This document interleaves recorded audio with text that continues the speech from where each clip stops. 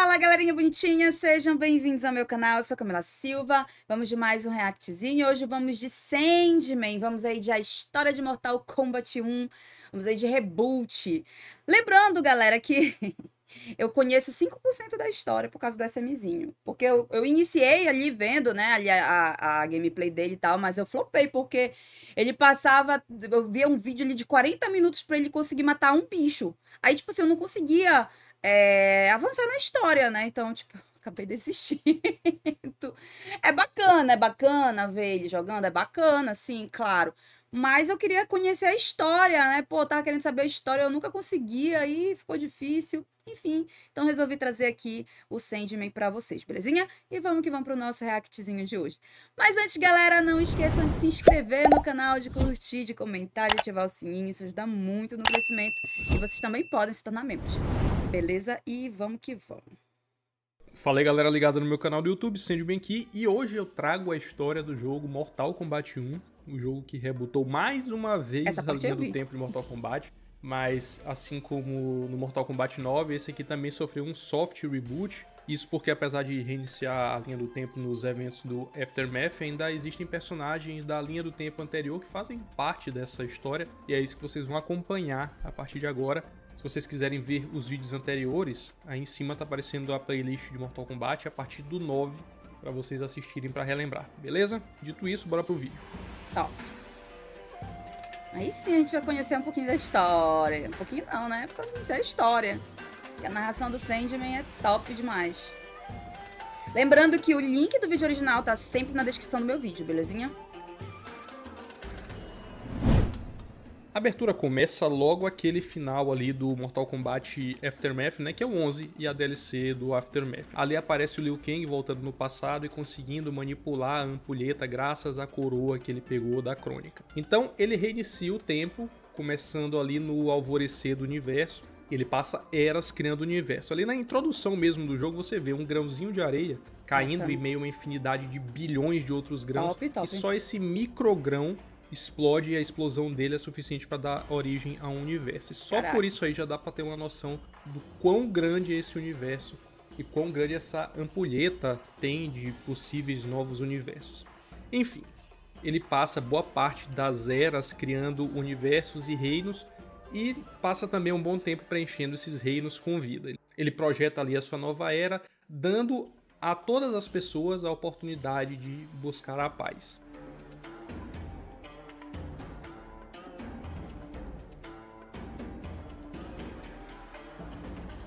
E aí a história começa com Shang Tsung, que é um comerciante que se finge de idoso para passar uma credibilidade maior. E ele está vendendo um óleo milagroso feito à base de cobra e outras coisas. E ele está fazendo isso na Exoterra. Segundo ele, esse elixir milagroso poderia curar qualquer coisa. E aí chega uma pessoa dizendo que o Shang Tsung é um trapaceiro, que ele só quer vender coisas que não fazem efeito nenhum. E aí gera uma comoção ali e o público espanca ele. E aí à noite, quando ele tá ali meio que limpando as feridas, chega uma figura misteriosa que diz que Shang Tsung deveria viver entre os reis e não entre os plebeus, e que estranha o que foi feito com ele, e que essa pessoa sabe que Shang Tsung foi uma pessoa muito injustiçada. A verdade é que o Liu Kang, quando criou Shang Tsung, meio que tirou os poderes dele. E essa pessoa que aparece agora oferecendo ajuda para transformar o Shang Tsung em um feiticeiro poderoso, tem a aparência muito semelhante à da Crônica, mas a gente vai comentar isso aqui mais lá pra frente. Diante dessas mudanças que foram vistas, a gente começa a ver o Kung Lao e o Raiden, que agora são simples agricultores e são também lutadores de artes marciais. Eles vivem ali numa vilazinha afastada e dentro dessa vila tem uma mulher chamada de Madame Bo, que é uma clara referência ao Bo' Rai Cho dos jogos anteriores. E aqui é uma mulher que é chamada de Madame Bo. Enquanto eles estão ali nessa casa de chá, um grupo chega para extorquir a Madame Bo. Esse grupo é o famoso Lin Kuei. E aqui eles vão para extorquir ela. E eles fazem isso de uma forma muito agressiva, inclusive batendo com a cabeça dela num batente, depois jogando ela para baixo. E aí o Kung Lao e o Raiden veem essa cena e vão para ajudar ela. E aí eles conseguem derrotar a maior parte dos Lin Kuei. E aqui a gente vê a primeira mudança significativa. Porque nos eventos anteriores a gente sabe que os Lin Kuei eram inimigos do clã Shirai Ryu.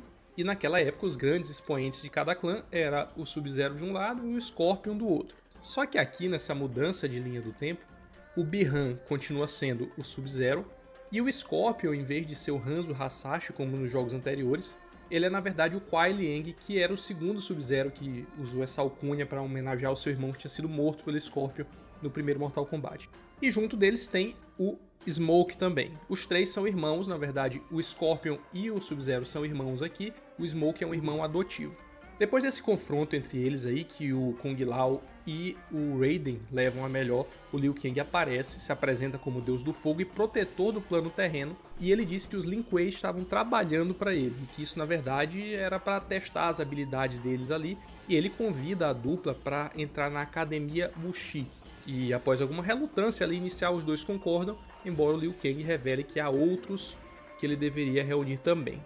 E quem seriam esses outros? A gente conhece agora Johnny Cage, que está fazendo uma gravação para um filme, e depois de gravar essa cena ele percebe que há uma relutância do estúdio em fazer mais filmes com ele, ou seja, parece que a carreira dele está começando a decair, e quando ele chega em casa ele conversa com sua esposa, ela começa a falar sobre os gastos, sobre as dificuldades financeiras que eles podem ter, principalmente por conta das compras extravagantes que ele tem. Compra coisas extremamente caras. E uma dessas coisas é uma katana antiga que ele comprou por 3 milhões de dólares.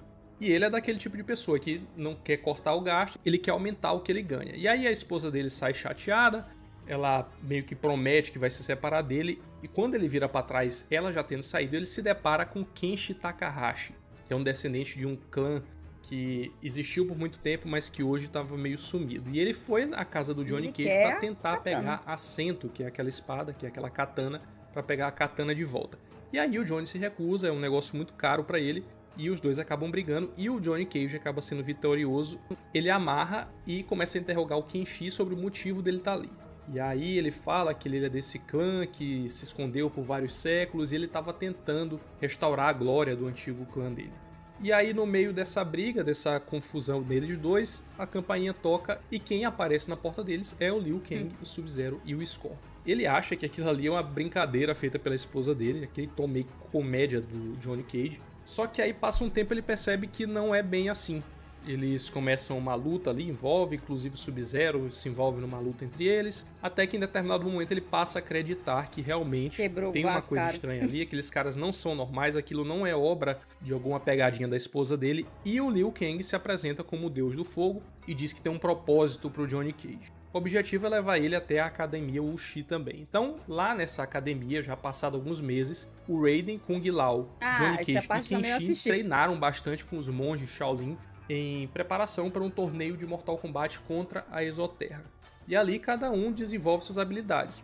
O Kung Lao, por exemplo, aperfeiçoa o uso do chapéu, a gente vê como é que ele teve a ideia de usar aquele chapéu, o chapéu cortante, e ele aperfeiçoa o uso desse chapéu. As coisas não foram tão bem pro Johnny Cage, que se divorciou nesse período aí também. Aí a verdade é que o Liu Kang vai explicar sobre o que se trata esse torneio, que é um torneio para promover a paz entre os dois reinos. É um conceito bem diferente do que era antes, já que antes o objetivo do torneio era permitir que um reino pudesse absorver o outro ou invadir o outro. Mesmo tendo essa concepção mais pacífica, existem pessoas na Exoterra que têm interesse em uma guerra contra o plano terreno. E aí, além disso, o torneio também serviria para reprimir esses esforços, mostrando que o plano terreno tem como se defender.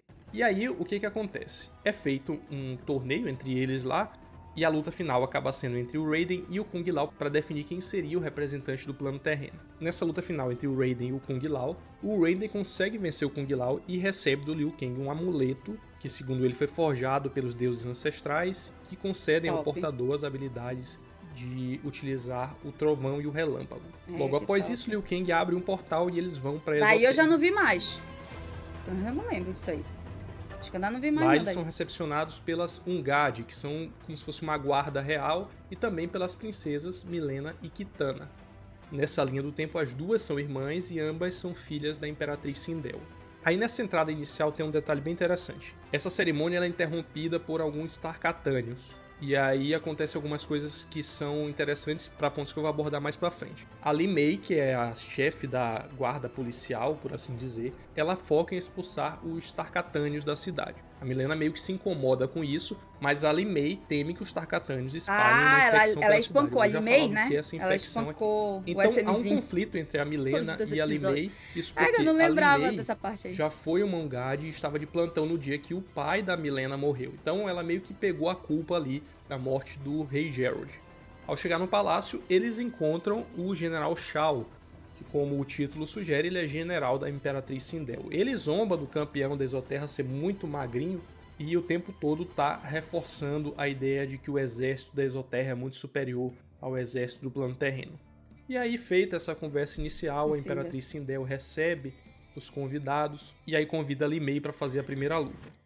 A gente vê que a Li Mei ela é meio que hostilizada por algumas pessoas aqui por causa dessa história do rei ter morrido sob a guarda dela. Então, ela é meio que hostilizada por uns membros ali da corte. Logo em seguida, após ter sido derrotada por Raiden, o general Shao chama o seu segundo em comando, que é Reiko, que era um órfão durante uma guerra, e o Shao Kahn fez ele se tornar um soldado perfeito, e mais uma luta acontece e o Raiden também é vitorioso. Depois e aí, de muitas lutas, ele consegue ganhar. A Sindel resolve adiar as próximas lutas e convida todos para um banquete durante a noite.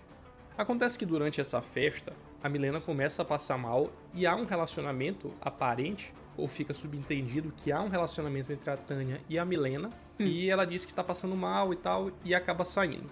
Em uma reunião ali entre a Sindel e o General Shao, o General Shao fala que ele acha que Outworld deve agir rapidamente para responder a uma antiga profecia de um tal de um feiticeiro que Liu Kang e o plano terreno agiriam para conquistar Outworld. Então, tinha essa profecia de que Liu Kang estava se fingindo de amigo para em algum momento ele invadir a Exoterra. Então, por conta dessa profecia, o General Shao tenta convencer a Sindel para eles atacarem primeiro.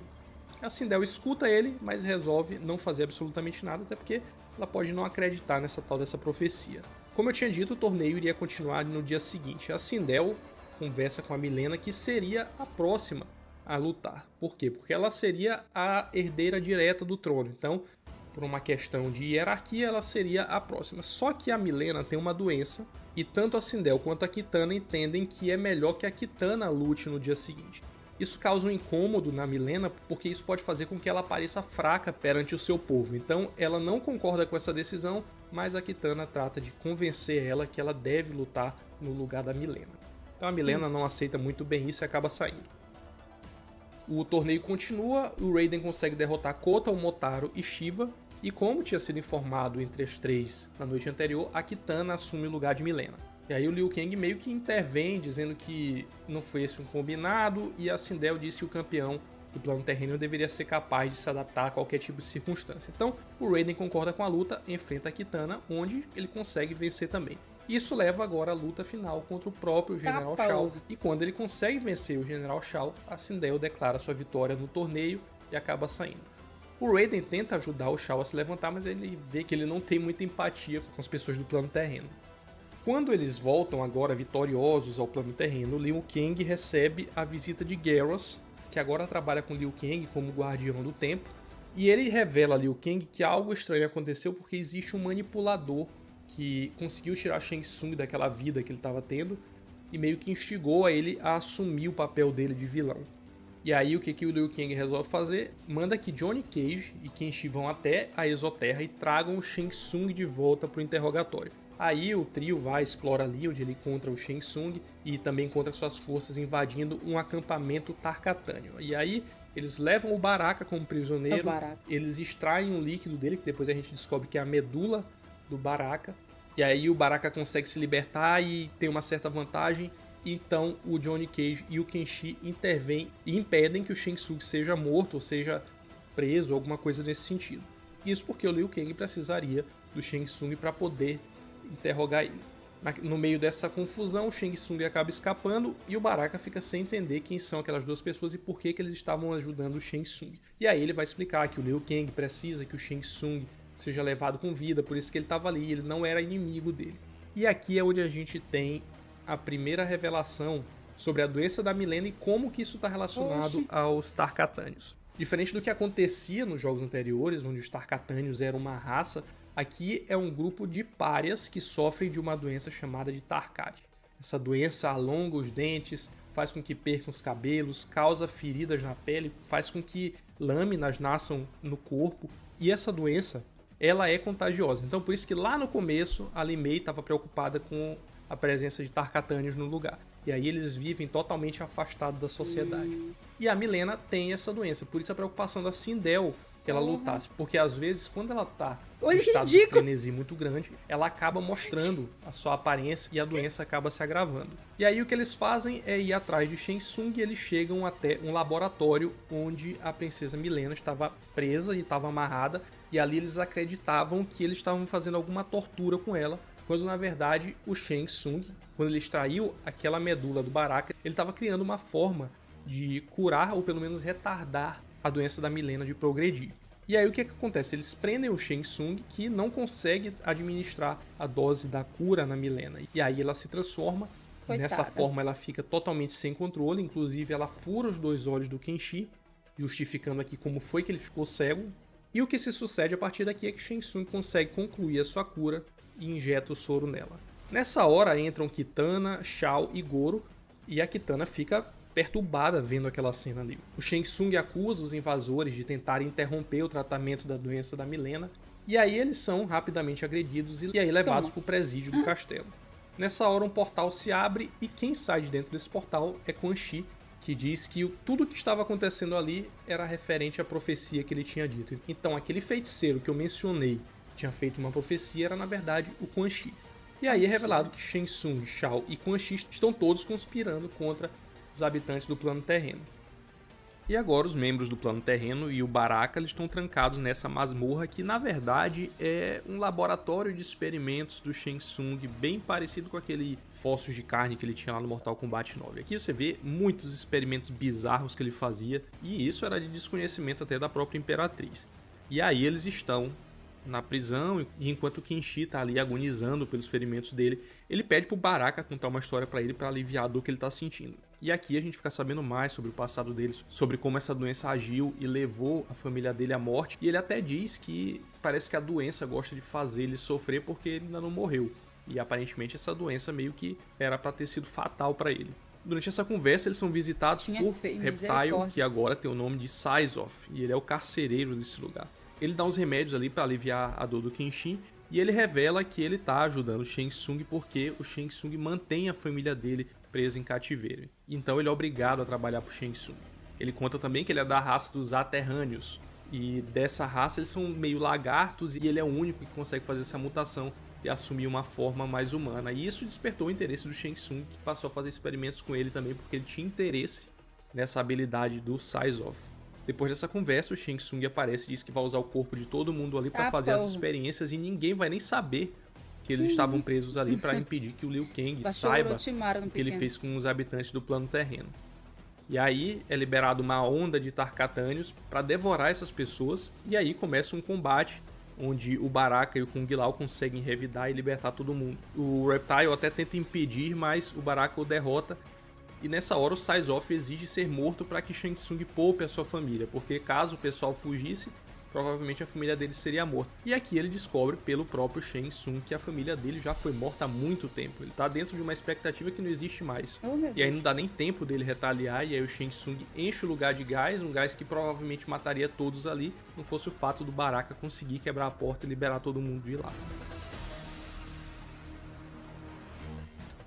Eles saem do lugar e acabam escapando para um lugar chamado de Floresta Viva. Um cenário que é bem marcante em Mortal Kombat, com o diferencial de que aqui é um lugar bem mais bonito, bem mais exuberante do que era nos jogos anteriores. Então, eles ficam maravilhados com o lugar e o Baraka explica que aquelas árvores ali, elas absorvem os espíritos. Então, por isso que ela é chamada de Floresta Viva, porque ela absorve os espíritos de ancestrais. Então, é um lugar muito bonito. E essa beleza toda é interrompida com barulho de luta, e é quando eles encontram uma personagem chamada de Ashura. No lugar ela está enfrentando diversos demônios e posteriormente ela enfrenta o grupo e revela que ela na verdade já foi uma demônio, até que ela conseguiu uma espada e essa espada meio que expurgava os demônios e à medida que ela usava essas espadas ela ia se tornando menos demônio. Então ela queria se livrar do controle de Quan Chi, já que todos os demônios estavam ali servindo a ele. Então tem essa luta aqui, ela entende que o pessoal que tá lá não é do grupo de Quan Chi e se alia a ele porque eles têm um inimigo em comum. Coincidentemente, Quan Chi também tá nesse lugar e ele tem um plano. Ele se juntou aos seus aliados, Nitara, Hevik, Darius e Sarina, e ele tá criando um turbilhão de almas.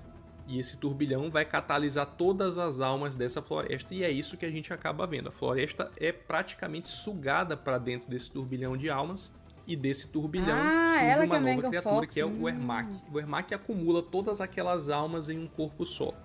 E ele atende aos comandos de Quan Chi. Ele é um ser extremamente poderoso, ele derrota a maioria dos heróis. E aí algo interessante acontece. Uns minutos atrás, o Johnny Cage havia dado aquela espada, assento, que o Kenshin tinha ido até a casa dele para buscar. Ele dá a ele como forma de presente por ter salvo a vida dele na luta contra a Mileena. Ele entrega assento e nessa luta aí, o Kenshin, que está totalmente desorientado por estar cego, ele consegue ouvir a espada que continha o espírito dos ancestrais dele e começa a utilizar a espada e desenvolver alguns poderes que permitem com que eles se norteiem mesmo sem a visão. E aí começa um embate entre eles. Eles conseguem derrotar o Ermac e a Ashura consegue desligar o catalisador de almas e uma das almas vai até o Quan Chi e suga algo que parece ser a energia vital dele, fazendo com que ele fique com uma aparência bem mais pálida aqui. E aqui explica por que ele tem essa aparência desse jeito. E aí, depois de terem derrotado o Quan Chi, o Johnny Cage oferece a Syzoth e a Ashura um lugar no plano terreno porque eles acham que o Liu Kang vai aceitar isso de boa e aceitaria tranquilamente.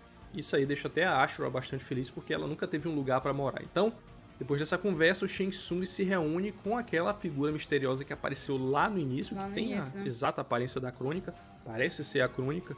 E aqui eles desenvolvem um plano para envolver um exército, que ainda vai ser mencionado mais para frente, e também um plano de trazer os Lin Kuei para o lado da Exoterra, fazendo com que eles saiam do plano terreno. O que acontece a partir de agora é que aquele grupo, o grupo do Reptile, do Kenshi, do Johnny Cage e do Kung Lao, eles vão até o festival que está tendo na cidade de Sundou, que é meio que a capital desse reino aí. E lá eles são vistos tanto pela Li Mei quanto pelas tropas do General Shao. Acontece um embate entre eles, a Li Mei até manda que Syzoth se entregue, mas ele diz que o General Shao vai matá-lo para silenciá-lo. Então começa uma luta entre eles, inclusive envolvendo o General Shao, e eles conseguem fugir para o plano terreno através de um portal. E aí, quando eles retornam ao plano terreno, o Liu Kang recebe eles em casa e fica chocado ao ver que o Kenshin ficou cego.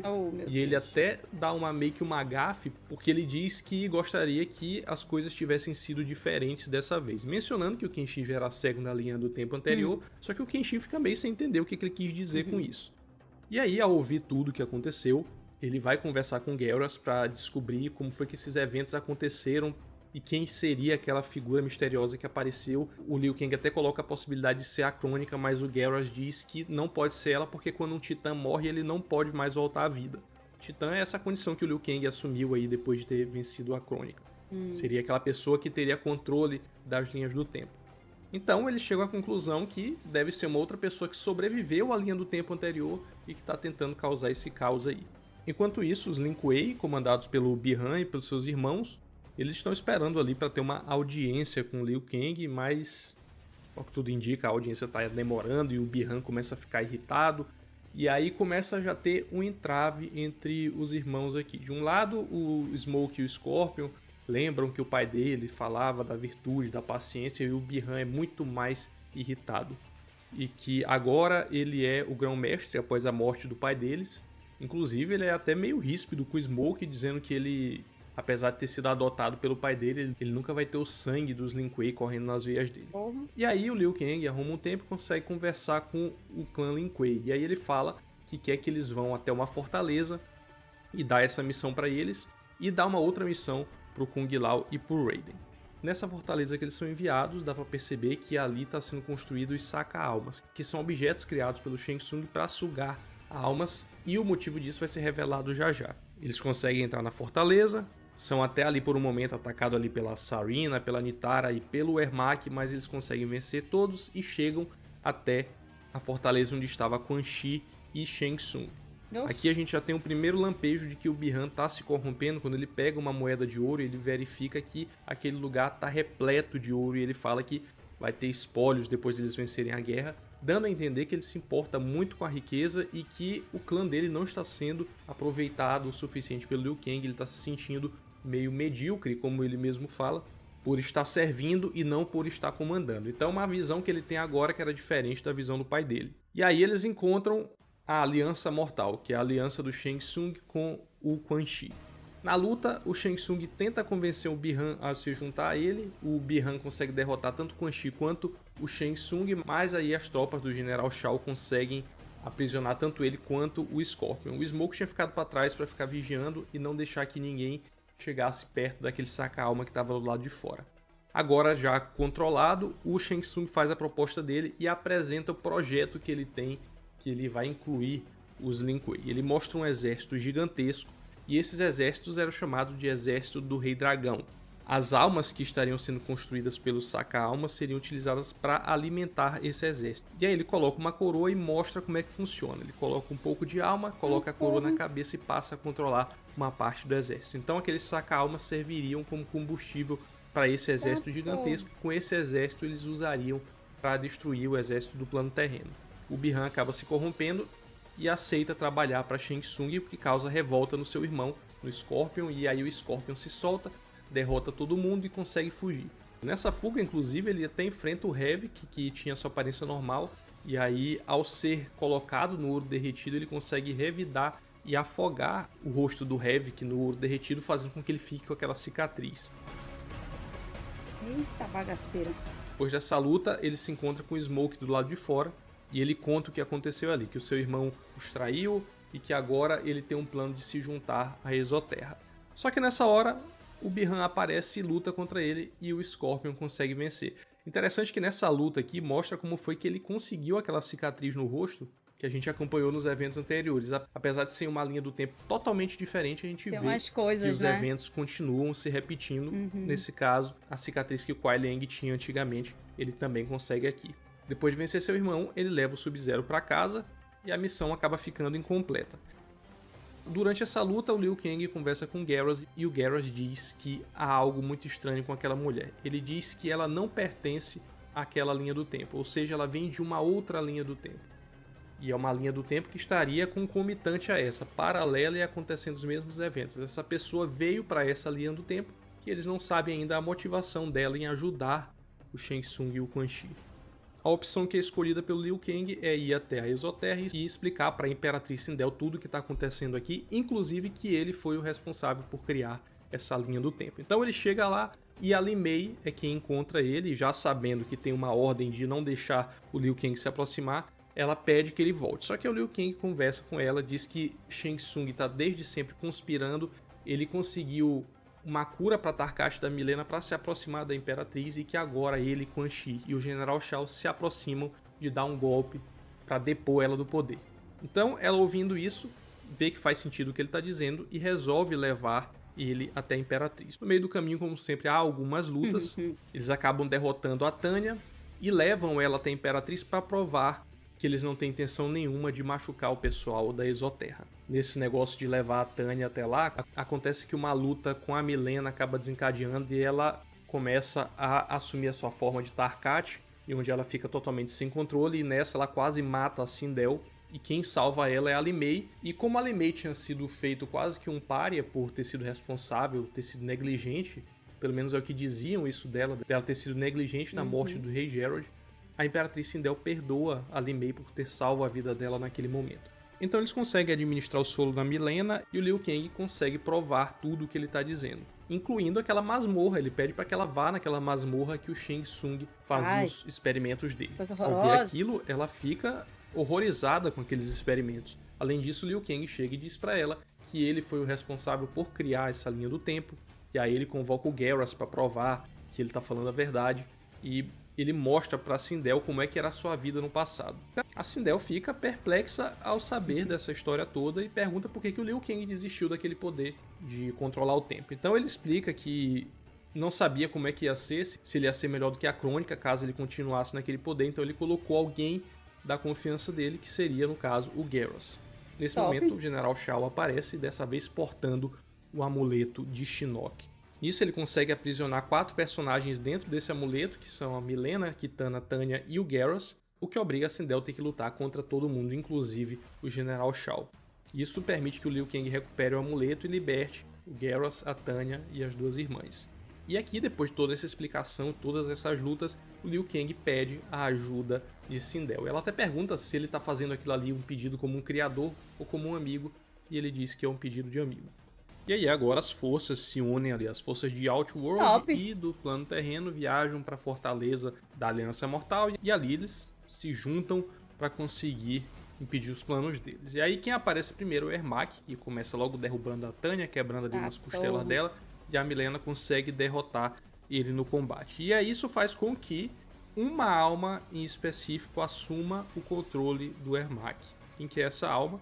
O Rei Gerald, pai da Mileena e Kitana e marido da Sindel. Engraçado que isso aqui já acontecia em um dos finais do modo arcade de jogos anteriores, mostrava exatamente isso aqui. O Rei Gerald, que era uma das almas aprisionadas dentro do Ermac, ele consegue meio que organizar aquelas almas e tomar controle do corpo. E nessa história aqui, como ele era uma daquelas almas que estava na Floresta Viva, ele estava presente no corpo e aí ele conseguiu controlar. Depois disso ali acontece uma reunião entre a família, entre a Sindel, Mileena e Kitana, e o grupo parte para enfrentar Shang Tsung. Quem entra primeiro é a Mileena, que se apresenta como uma traidora. Ela diz que traiu sua irmã, ela diz que o futuro do reino é servir ao General Shao. Eles até acham aquele esquisito ali porque ela seria a sucessora natural da Sindel. Então por que que ela estaria abdicando do trono? Então ela diz que nunca quis esse posto, só que na verdade isso ali foi só uma artimanha e o grupo se junta e começa uma luta desenfreada nesse lugar aqui. Ao vencer a luta, o grupo do plano terreno começa a questionar o Shang Tsung sobre quem é a pessoa que estava ajudando ele nessa linha do tempo, ao que ele diz que a pessoa atende pelo nome de Damashi. Nessa hora aparece essa tal pessoa assumindo a forma da Crônica. Só que, como era de se esperar, essa não é exatamente a Crônica e é na verdade um outro Shang Tsung, esse que atende pelo apelido de Titã. Titã por quê? Porque naquela luta final do Aftermath entre o Liu Kang e o Shang Tsung, ali a linha do tempo se partiu, pelo menos é o que eles acreditam até esse momento. E houveram duas possibilidades. Ou o Liu Kang saía vencedor, que deu origem a essa linha do tempo, ou o Shang Tsung seria o vencedor, o que daria origem à linha do tempo do Shang Tsung. E aí foi que a gente descobriu que ali os dois eventos foram canônicos, foram concomitantes, onde o Shang Tsung criou seu universo e o Liu Kang criou o seu. O objetivo desse Shang Tsung agora é destruir essa linha do tempo criada pelo Liu Kang. E aí quando o Shang Tsung e o Quan Chi dessa linha do tempo percebem que eles foram utilizados como massa de manobra, eles se revoltam contra esse Shang Tsung e se aliam a Liu Kang. Aqui acontece uma luta entre a Imperatriz Sindel e a sua contraparte sombria vinda do universo de Shang Tsung, e essa contraparte sombria consegue fatalmente assassinar a Imperatriz. A Sindel ali nos últimos suspiros dela diz que está feliz por ter passado mais algumas horas com seu marido e declara que Mileena é a nova Imperatriz de Outworld antes de falecer. O Ermac usa sua magia para absorver a alma de Sindel dentro do corpo dele, onde ela e Gerald agora estarão juntos. Isso é até visto em um dos finais do modo arcade, mas isso eu vou falar em outro vídeo. Continuando aqui, à medida que o exército do dragão desperta, o Liu Kang declara que seus aliados devem sair dali e recuar até as colinas que cercam a fortaleza. Ali eles passam a discutir o plano sobre o que eles vão fazer a partir daquele momento. E é nessa hora que surge uma ideia vindo do Shang Tsung dizendo que talvez não existam somente duas linhas do tempo, já que eles não têm conhecimento disso. E aí, como eles estão meio que com a batalha perdida, praticamente, eles decidem aceitar essa ideia, mas tem um porém. Quando o Liu Kang abdicou ali dos poderes dele de guardião do tempo, ele achava que ele tinha perdido aqueles poderes, mas o Garrus fez algo diferente. Ele juntou o poder dele, ele concentrou em um objeto, imaginando que um dia o Liu Kang pudesse precisar desses poderes. E aí ele disse que se o Liu Kang conseguisse pegar esse artefato, ele teria os seus poderes de volta. E ele manteve isso em segredo do Liu Kang porque ele não queria que o guardião do plano terreno tivesse que conviver o tempo todo com a tentação de ter que se tornar um titã. Então, nesse momento de crise, ele achou melhor dar essa notícia e agora o Liu Kang vai buscar esse poder. O Liu Kang recupera o poder que ele achava que tinha sido perdido e agora o plano é mandar todo mundo, todos os aliados, para tentar destruir aqueles portais que estão sendo criados para poder trazer os asseclas do outro Shang Tsung para essa linha do tempo. Então vai todo mundo, inclusive Shang Tsung e Quan Chi, que estão putos por terem sido manipulados pelo outro Shang Tsung, e aí eles enfrentam uma porrada de inimigos em versões completamente diferentes, como é o caso do Scorpion, do Sub-Zero e do próprio General Shao. E aí, depois de vencer todo mundo, eles conseguem destruir esses portais. Após isso, Liu Kang, depois de ter recuperado seu poder, ele tenta agora procurar por outras linhas do tempo e eventualmente ele descobre uma Titã, Kitana, que curiosamente seria a mesma Kitana, aquela mesma que ele encontrou no Coliseu do Mortal Kombat 9, e aí eles se reencontram, tem um momento romântico entre os dois, e aí ele explica pra ela qual é a situação atual. O Liu Kang também convoca um Titã Kung Lao, um Titã Raiden. Titã, pra quem ainda não entendeu esse conceito, é aquele que conseguiu vencer aquela luta, estava de posse do controle da ampulheta. E aí, quando o Shang Tsung dessa segunda linha do tempo aparece para confrontar o Liu Kang, ele se surpreende ao ver que existem outros titãs quando ele achava que na verdade existiam apenas dois. Então ele vai fazer a mesma coisa, vai recrutar aqueles que têm interesse na sua causa e que podem se unir, assim como o Liu Kang fez. Então começa agora um conflito absurdo, que seria a famosa Batalha do Armagedon, com o diferencial de que essa luta é composta de pessoas de diversos multiversos. Então, por existirem infinitas possibilidades, esses lutadores aqui muitas vezes possuem poderes que a gente não está acostumado. Por exemplo, a gente vai encontrar um Johnny Cage que possui a aparência do Baraka, ou seja, um Johnny Cage com a Tarkat. A gente vai encontrar um Shao Kahn com poderes do Raiden. Então vai ter uma mistura muito grande de multiversos. E essa luta é o que vai definir a direção desse universo aqui. Que top! No topo da torre, as versões de Quan Chi e Shang Tsung são enfrentadas e no final são vencidas.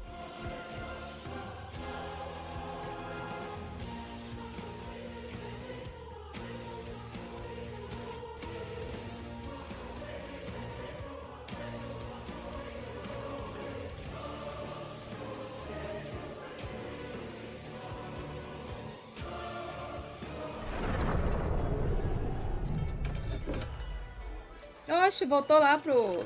Acabou, sei lá. Tô te falando. As locações que a gente encontrou aqui são o bicho. Olha só pra isso. Você não acha que as cores do arco-íris nas montanhas têm a cara da Exoterra? Não acredito que você contará a nossa história sobre como derrotamos Shang Tsung. O estúdio acha que é ficção e não fatos. Mas caguei baldes. O que importa é o tamanho do orçamento. Bacana. E você será a estrela, não é? Nada. Tô atrás das câmeras. Roteiro e direção. Tá na hora de deixar alguém mais jovem e bonito brilhar. Te falar, incluir papéis pra todos, se quiserem. Nós? Na tela? É, são umas pontinhas.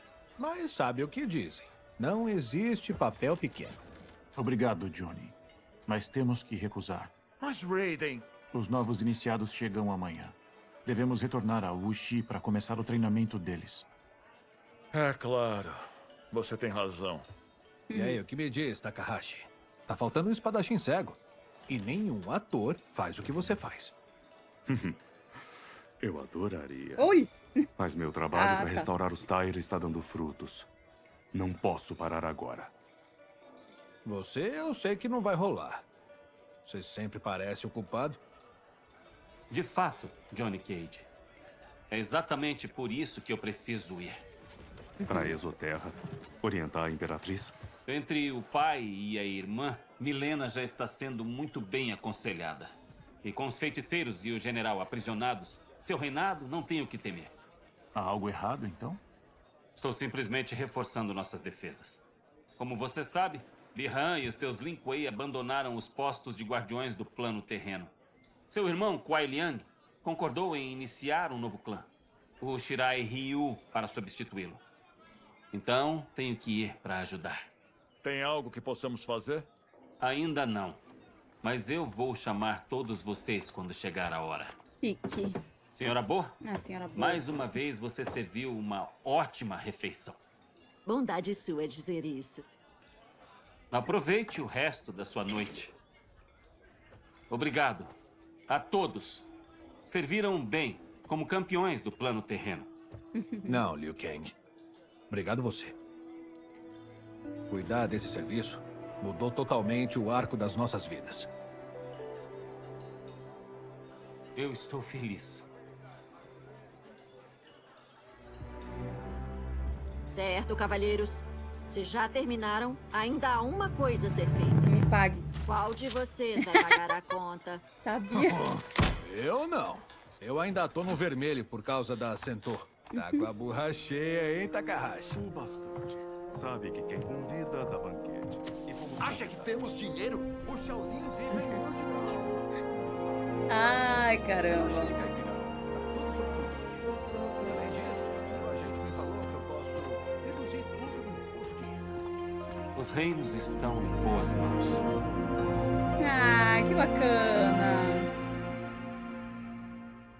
E aí uma cena pós-créditos, depois da vitória do plano terreno e da vitória do Titã Liu Kang, a gente vê um Titã Havik vindo de uma outra linha do tempo acompanhado de 3 outras pessoas, Oxi. sendo uma delas um Quan Chi com os poderes de Sub-Zero, uma Tanya com as roupas da Kitana e um Kenshi totalmente diferente. Tá bom. E esse final deixa uma ponta aberta, talvez para uma continuação via DLC ou para uma próxima sequência. Tá, porra. Vamos agora às curiosidades. A primeira temporada de personagens extras já foi definida e traz 5 personagens. Oi? São eles o Quan Chi, que tá no modo história, mas não tá presente como personagem Não, o selecionável. Miniman? O Takeda, que é daquele mesmo quarteto do 11 e era o que acho que a galera mais gostava. Aquele lá, eu O esqueci, não sei pacificador como. da série de mesmo nome. O Omni-Man da animação Invincible e o maior de todos, o Homelander do seriado The Boys. Esse Mortal Kombat 1 trouxe a presença dos top! cameos, que são personagens que participam como parceiros, como auxiliares durante a luta. E apesar de não poder jogar com eles diretamente, eles influenciam na luta e cada um deles, inclusive, pode até dar fatalities. E os fatalities escolhidos são os Também. fatalities clássicos. Os de cada clássicos, deles. né? Eles Ah, são o muito clássico top. do Cyrex, que lança aquelas bombinhas deles e explode a terra por completo. No que diz respeito a filmes, Mortal Kombat 1 faz uma série de referências a filmes clássicos, começando com a skin do Van Damme que tem pro sim. Johnny Cage. Eu já cheguei a E ver lá isso nos daí. primórdios de Mortal Kombat, ele que deveria ter sido o ator a interpretar o Cage nos jogos. Caramba. Além dele, tem uma referência também do Johnny Cage, Ah, que sim. aparece gravando as cenas de um filme bem aos moldes da franquia Indiana Jones. Dá pra perceber que, não só pela temática de exploração, como também pela vestimenta dele, que claramente ele tá imitando o Indiana Jones. Além do fato do diretor também se chamar Steven, que é uma referência a Steven Spielberg. Fora várias outras referências a Ai, filmes que como top. Kill Bill e Alien. E assim a gente termina mais um vídeo de história. Eu quero saber de vocês, o que Muito vocês acharam top, desse final do jogo. top, Quando eu tava escrevendo o roteiro, eu tinha lido pouca Muito coisa, bom. mas hoje eu vi que muita gente não curtiu esse final aí de multiverso. Então, comenta aí o que vocês acharam. E eu também vou deixar aqui 2 vídeos, que eu não sei se vocês assistiram, Firme. onde eu falei sobre algumas mudanças que aconteceram na história de Mortal Kombat 1 e outro Bacana. falando sobre o que eu achei dessa nova fase do Mortal Kombat pós Mortal Kombat 9. Legal, gente, legal. Muito top aí, né? Enfim, né? Todo o roteiro do Sandman, eu sempre gosto ali. Tem as curiosidades. Cara, ficou muito... Foi surpreendente esse final aí, né? Ficou bem legal. Mas, gente, maravilhosa a história. Pergunta que não quer calar, Antônio. O SMzinho, ele terminou essa história ou não? Terminou, respeite o cara. Rapaz, ele terminou, gente. Eu pensei que ele não tinha terminado. Demorou, mas terminou. Quantos vídeos? Uns 50? Deve ter sido menos de 30. Caraca, mano, porque como ele, assim, eu não, óbvio, né? Quem é Camila na fila do pão pra julgar a gameplay do cara, né? Mas, tipo, como ele coloca no mais difícil, ele demora mais, mas enfim, muito top. Muito top mesmo. E é isso, galera. Espero que vocês tenham gostado do vídeo de hoje. Não esqueçam de curtir, de comentar e de se inscrever. Beijinho pra vocês e até o nosso próximo vídeo.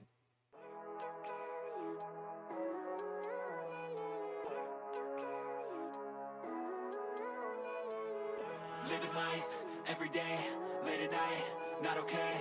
All I want, and I pray, all I need are some better days.